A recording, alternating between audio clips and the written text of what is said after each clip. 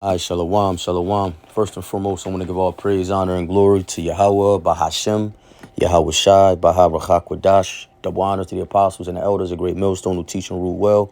And peace and salutations to the hopeful elect, pushing this gospel amongst the four winds with truth and sincerity. Do you I say shalom? All right, this is your brother Paratham. All right, just picking up where I left off, man. Going into precepts concerning the elect, that remnant. So I have here Isaiah 6. Right, in the Good News translation, right? We got 13 verses. I'm going to breeze through it. The point being in 13, all right? So this is Isaiah 6:1. It says, in the year that King Uzziah died, I saw the Lord, Yahweh. He was sitting on his throne, high and exalted, and his robe filled the whole temple, right? Around him, flaming creatures were standing. The angels, the cherubims. The seraphims. Let me see what it says here.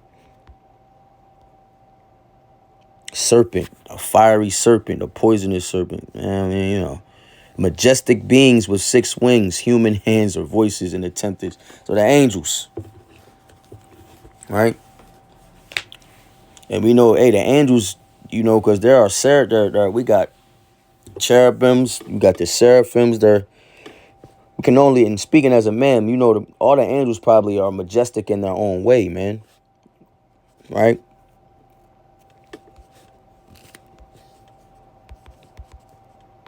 Let me see what it says for cherubim.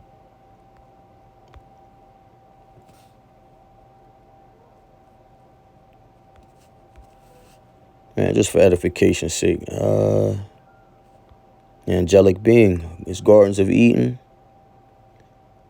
Right? A chariot. An image.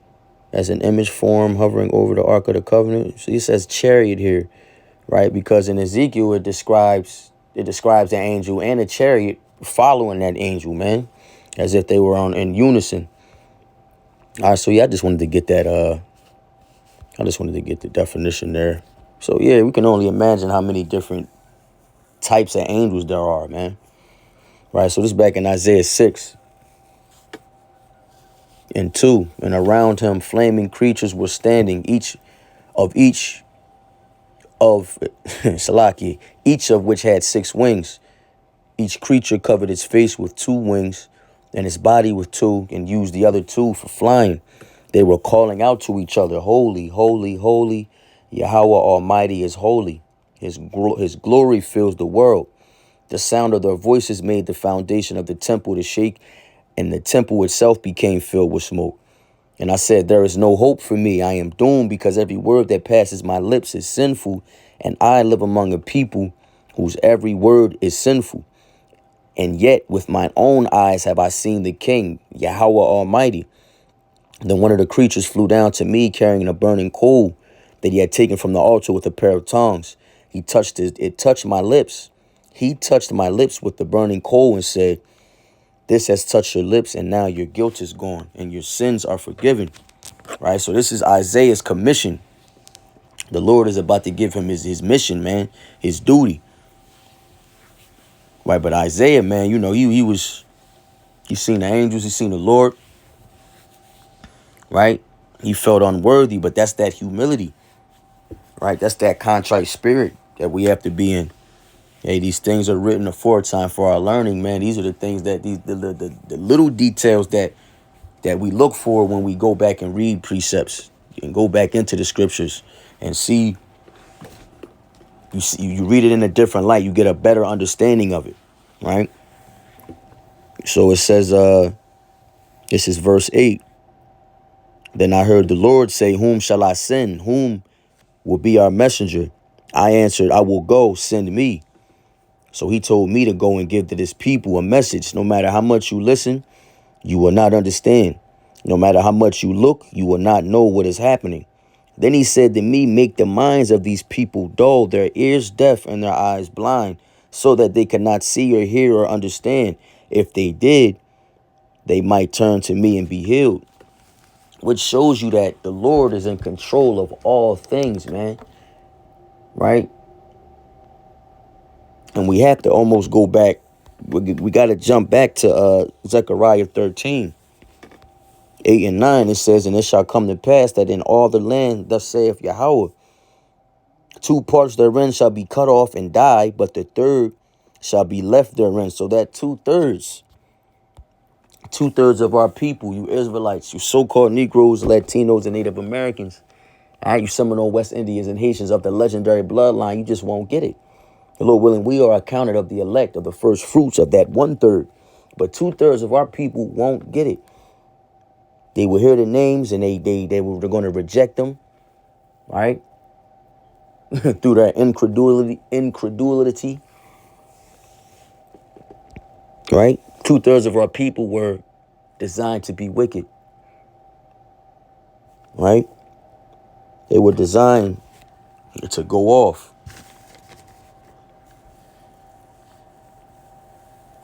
So this is what it was. This is who he was referring to in particular, right? No matter how much you listen, you will not understand. No matter how much you look, you will not know what is happening.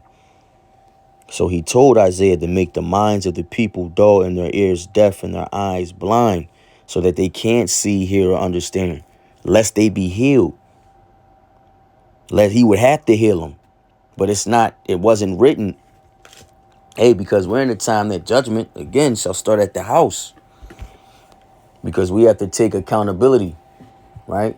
We're held at a different standard, man. Being that top nation of the planet, of existence for that matter. So to get back in here, it says, it's verse 10, Salakia, verse 11.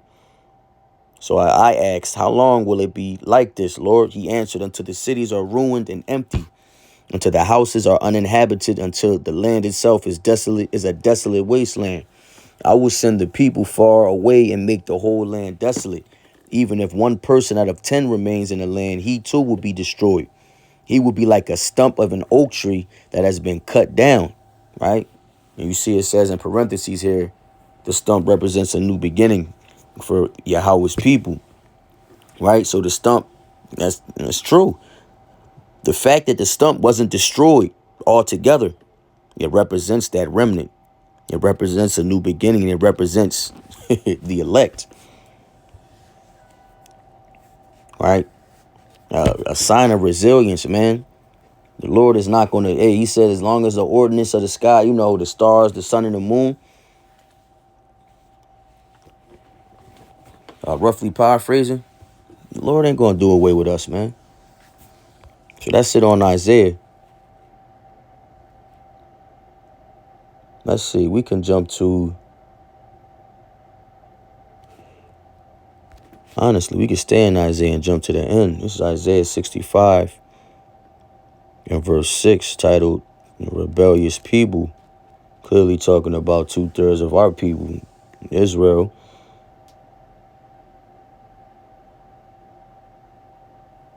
(65:6).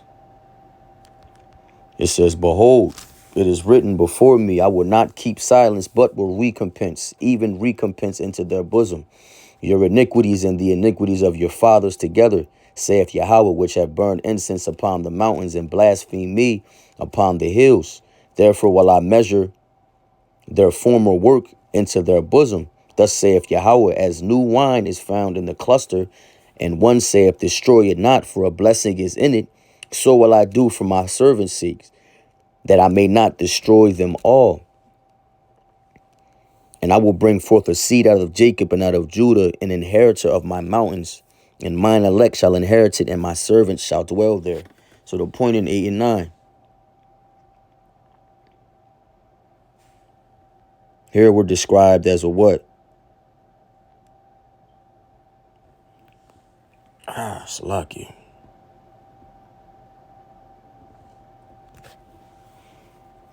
New wine, the cluster, grapes, right? That a vineyard.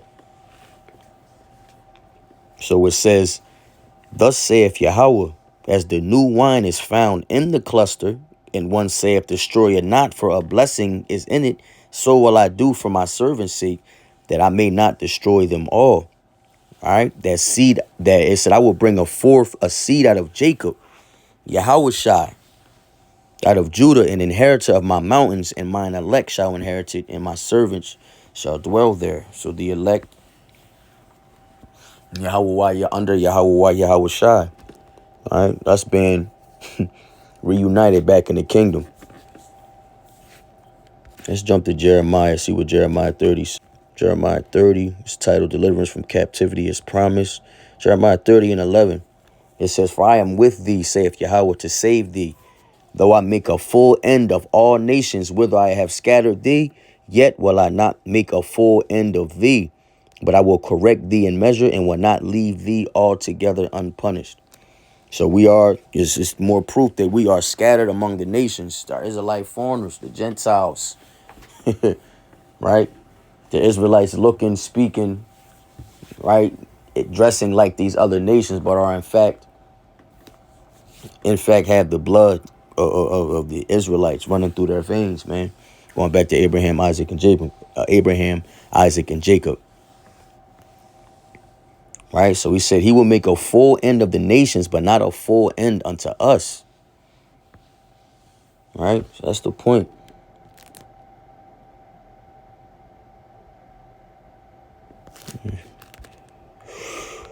See, Romans 11